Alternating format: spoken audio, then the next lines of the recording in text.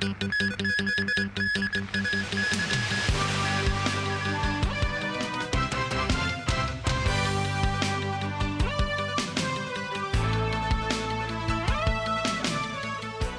and welcome to TVB News. I'm Melissa Hekalea. The death toll of the Wangfuk Court fire has now risen to 168, said Secretary for Security Chris Tang this afternoon.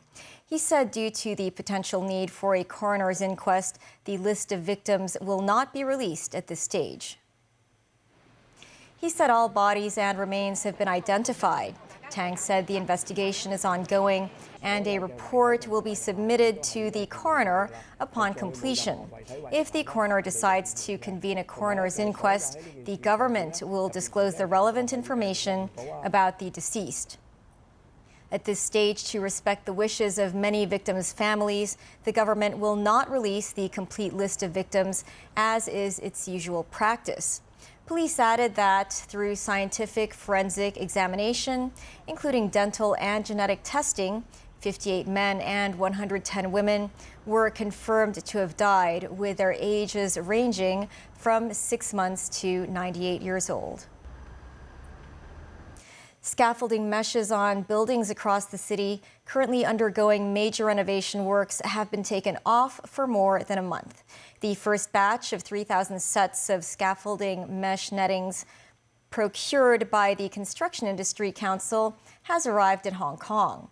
After completing their testing, the nettings have been distributed to 11 contractors today. Jackie Lin with more. The first batch of 3,000 mesh netting was manufactured at 2 factories in Jiangmen and Foshan on the mainland.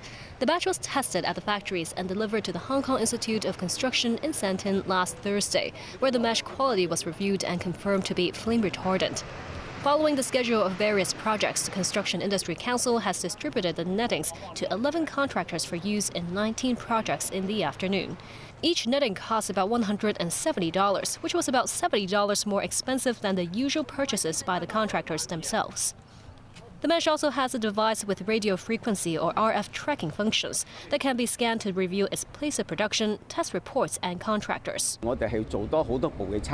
Albert Cheng, Executive Director of the Construction Industry Council, says in the past some flame retardant nets would cost $100. He adds that testing fees also make the netting slightly pricier than before, but notes that the costs to run tests are necessary expenses. The council says that it will continue to look for more manufacturers and set up a group of whitelist suppliers of the nettings, but the body says contractors can still make purchases by themselves. Chang says mainland authorities have a list of 49 factories recommended to provide safety products. The council will reach out to all 49 factories for procurement to Hong Kong. A construction contractor representative says the scaffolding netting offered by the council, given the quality, was not that expensive. This as they know the netting was made by fusing plastic pellets and flame-retardant materials using a heat melting process before being drawn into filaments and woven into safety nets. Each strand is inherently flame retardant rather than relying on surface coating, which is why production costs are higher. He says the difference in netting costs from the 2 suppliers used this time and other cheaper alternatives is just around $10,000 for even tall buildings. So he says it's not worth taking the risk to procure subpar meshes. Jackie Lin, TVB News.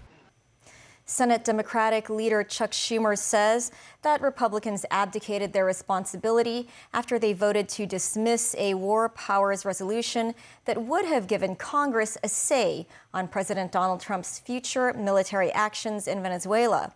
This as the Venezuelan people are feeling uneasy with the uncertainty that followed the capture of their leader, Nicolas Maduro, on January 3rd. Thousands of Venezuelans prayed Wednesday for their country. They gathered during a major Catholic procession in Barquisimeto, about 270 kilometers west of Caracas. One woman said, "We pray for our country because our country truly needs God." After the U.S. military took Venezuelan leader Nicolas Maduro, President Donald Trump said he would run Venezuela, at least temporarily, and tap its vast oil reserves. Senator Schumer said Trump's actions are a roadmap to another endless war. Look, Americans tonight are wondering how they're going to pay their bills And Republicans in the Senate abdicated their responsibility and said, if you want to go to war in South America, go ahead. How does that look? What has happened tonight is a roadmap to another endless war because this Senate, under Republican leadership, failed to assert its legitimate and needed authority.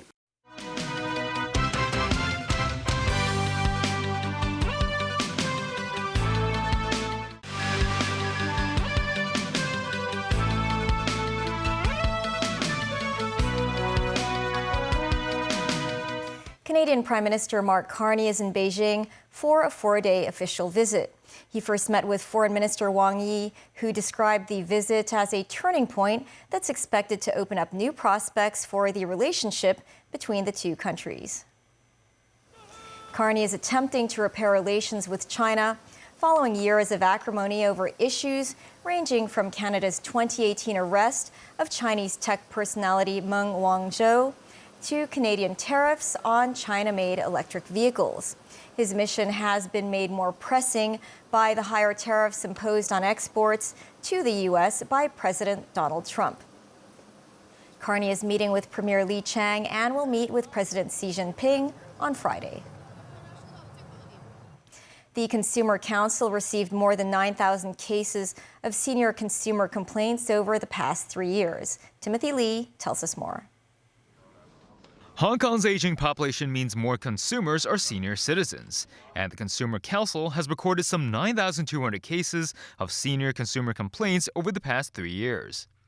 20% of such cases involved price disputes, while 15% involved quality of services and the closure of shops. One case involved a woman in her 70s visiting a beauty parlor on numerous occasions between 2022 and 2025. The woman faced aggressive sales tactics from the shop, persuading her to buy beauty treatments, with the woman revealing that she had trouble making future reservations if she refused to make more purchases.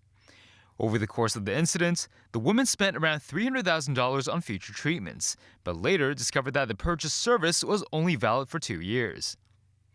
The purchases amounted to more than 550 treatments, which means that they could only be used up in over 2 decades, even if she receives one treatment every 2 weeks. She subsequently complained to the Consumer Council, demanding a full refund from the beauty parlor. Despite the council's intervention, the business was only willing to waive her remaining payments, adding that its staff had earlier notified the woman that no refunds are available. This as the council urged the woman to seek legal advice and urged businesses not to use aggressive sales tactics. The council also offered suggestions as to how to better serve senior consumers. We actually hereby want to encourage the manufacturers producing the smart products whereby they could consider to produce more elderly friendly features that could help the elderly consumers to navigate the use of the smart products better.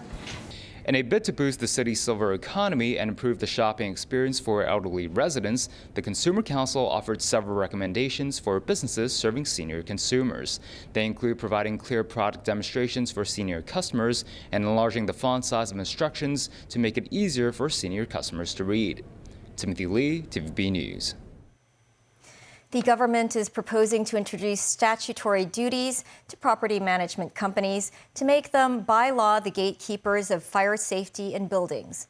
The property management industry says it's discussing with the Fire Services Department ways to implement the policy. Jackie Lin reports. The tragic fire at Wan Fuk Court in Tai Po has spotlighted fire safety issues of buildings in Hong Kong. In its wake, the government proposes to make property management companies statutorily accountable in building fire protection measures. Companies need to seek the approval of the Fire Services Department if they want to shut down firefighting equipment when such needs arise during construction works. Considerations, too, in introducing fixed fines for fire-related offenses such as obstructing fire escapes. The property management industry welcomed the government's suggestions, saying that the sector had been in talks with the Fire Services Department over ways to implement the policies. Johnny Chan, the spokesperson of the Hong Kong Association of Property Management Companies, says the fixed penalty on fire safety-related offences could be akin to issuing ticketing fines to traffic offences. So when you break the law, a fixed penalty will be issued with no prior warning.